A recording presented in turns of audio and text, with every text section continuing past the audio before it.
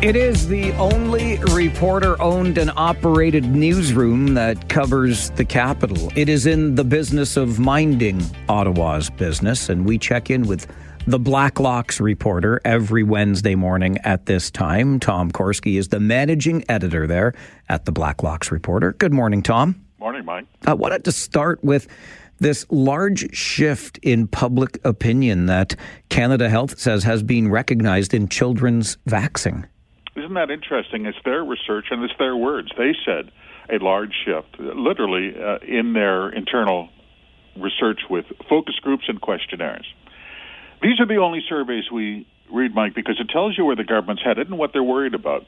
And here the Department of Health and the Public Health Agency of Canada asked parents, especially of very young children, how they were doing, feeling about vaccination. These are routine shots.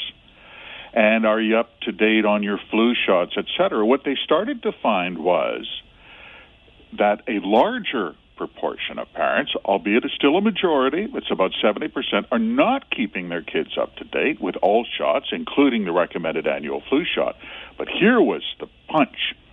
They found that 50% of parents surveyed said they have a lot of questions about side effects in terms of vaccination for small children, especially kindergartners. Mike, before the pandemic, they always pulled that question. It was like 25%. It was seen as the lunatic fringe.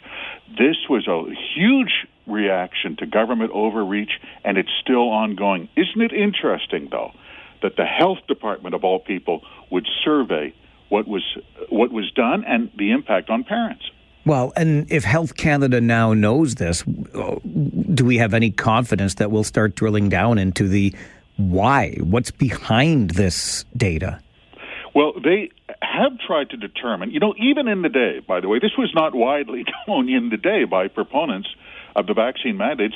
The Public Health Agency of Canada never recommended vaccine mandates. In fact, they were asked, it wasn't an oversight, they were asked repeatedly by reporters. I was there. What do you think about vaccine mandates? Not a great idea, they said over and over, because for all the reasons that people discovered. There's natural resistance. People don't like being told what to do. These are my children. This is our home. And so now they find that there is, when they ask, do you agree with the statement or disagree? In general, I'm concerned about the potential side effects from vaccines for children. 50% agree. Almost a fifth, 19%, say they strongly agreed. You know the root of that? The Pfizer vaccine for very small children, kindergartners, was licensed by Health Canada based on the manufacturer's clinical research. It was never independently approved, and there was no particular reason for it, not to discount the tragic loss, Mike, in those rare cases where small children were hospitalized with COVID. The vast majority of kids were fine. Let's stay in this vein, Tom, no pun intended, but pharmacare and another poll. And, this one, I'll be honest, I've had some questions too. I like the idea of a pharmacare program and helping those that may need it, but I always wondered if this shouldn't be targeted. And perhaps this poll that came out before the election finds Canadians feeling similarly? Congratulations. You are the typical Canadian. I didn't know that until this morning. Thank you. Absolutely. They asked, this was pre-election polling. You notice pharmacare didn't get a real big play in the election campaign. It rarely came up, and when it did, it was cursory mention.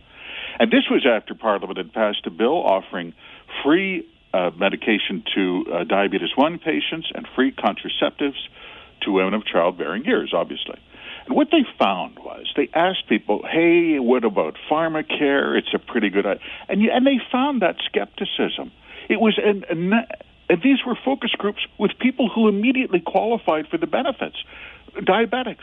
And over they said, oh, I bet there's going to be a bunch of strings attached. I bet it's going to be income tested like the dental care. I bet I don't qualify. But anyway, I'm going to have to figure out how to fill out forms in triplicate.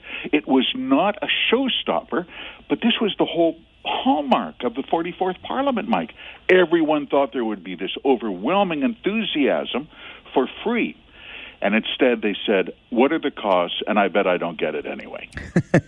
Hey, maybe pharmacare will reappear in that budget whenever it eventually appears in Ottawa. But does the government house does the government house leader not recognize that the Liberals do not quite have a majority? He seems rather dismissive of suggestions that, hey, how about a spring budget after all?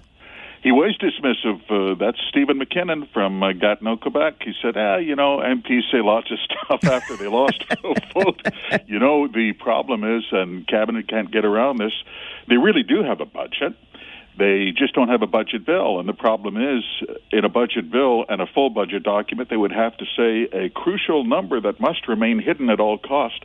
And that's this year's deficit. Mike, last time they hid the deficit, last Christmas, it went up 55% to $62 billion. That's the figure they want to keep under wraps. Okay, one other figure that I'm really interested in, and the front page on one of my morning newspapers today alluded to changes in immigration policy and how different Mark Carney seems to be. The consumer carbon tax comes to an end. Now there's going to be changes to immigration. But do we know, Tom, how many illegal immigrants currently reside in Canada? They literally do not. This is not conjecture. They say so. We've seen the internal briefing notes from the Department of Immigration. They have said we do not know. It could be as high as 500,000. And the House of Commons, MPs have suggested it could be as high as 1 million. These include illegal immigrants and students whose permits have expired and now they're Uber drivers. How many? What did the department say in its briefing notes? This is their words. There are no accurate figures representing the number or composition of undocumented immigrants. The figure could be as high as 500,000, end of quote, wow. If we don't know the figure, though, Tom, how can we possibly expect that we will track down and or remove all those who are here illegally? That has been audited at the Canada Border Services Agency. The Auditor General did a hell-raising audit on that 6 years ago and said, you don't even know. And you know what the Canada Border Services Agency's response was? They found after a while they stopped trying. They didn't even look anymore.